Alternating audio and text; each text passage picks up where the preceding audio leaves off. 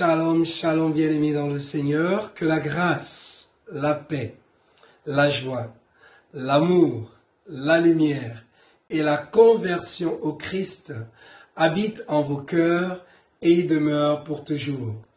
Rendons grâce au Seigneur qui renouvelle en chacun d'entre nous son souffle de vie.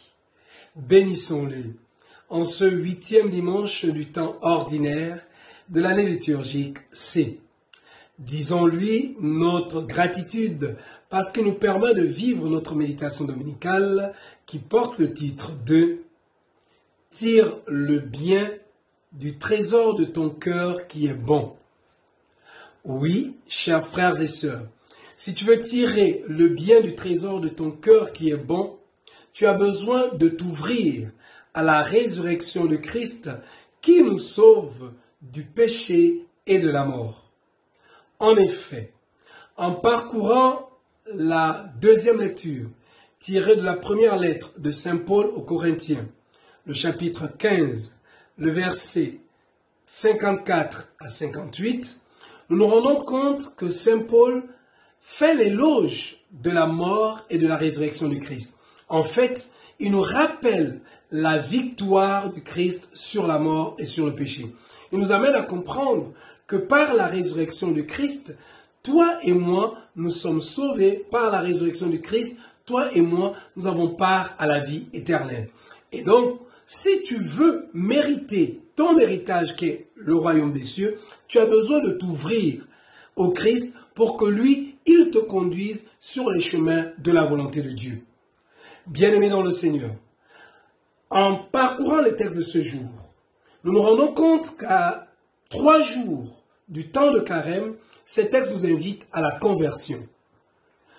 En effet, dans la première lecture, tirée du livre de Ben Sira le Sage, au chapitre 27, le verset 4 à 7, l'auteur nous invite au discernement. Discernement pourquoi? Il nous invite à prendre conscience que nous ne devons pas faire l'éloge d'un être humain, d'un homme, sans l'avoir écouté. Permettez que nous vous disions, sans l'avoir écouté et vu la concordance de ses paroles et de ses actes. Oui, sans avoir mis en commun ses paroles et ses actes, nous ne devons pas faire l'éloge d'une tierce personne.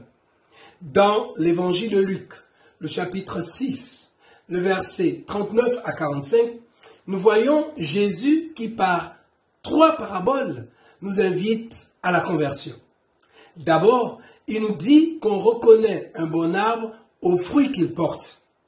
Et de l'autre côté, il nous pousse à l'humilité pour nous amener à comprendre que nous ne devons pas tout de suite pointer du doigt les autres alors que nous-mêmes nous sommes pécheurs. Oui, il nous invite à ne pas regarder la paille qui est dans l'œil de l'autre sans avoir regardé la poutre qui est dans notre œil. En fait, il nous invite à nettoyer d'abord notre cœur avant d'essayer de nettoyer le cœur de l'autre. De l'autre côté, il nous invite encore, comme dans la première lecture, au discernement.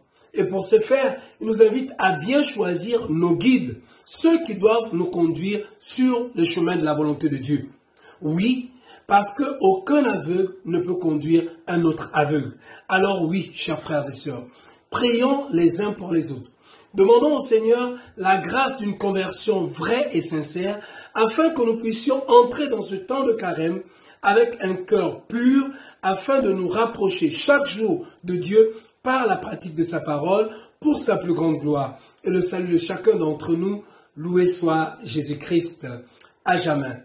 Que le Seigneur vous bénisse, vous accorde de passer un fructueux dimanche, lui qui est Père, Fils et Saint-Esprit.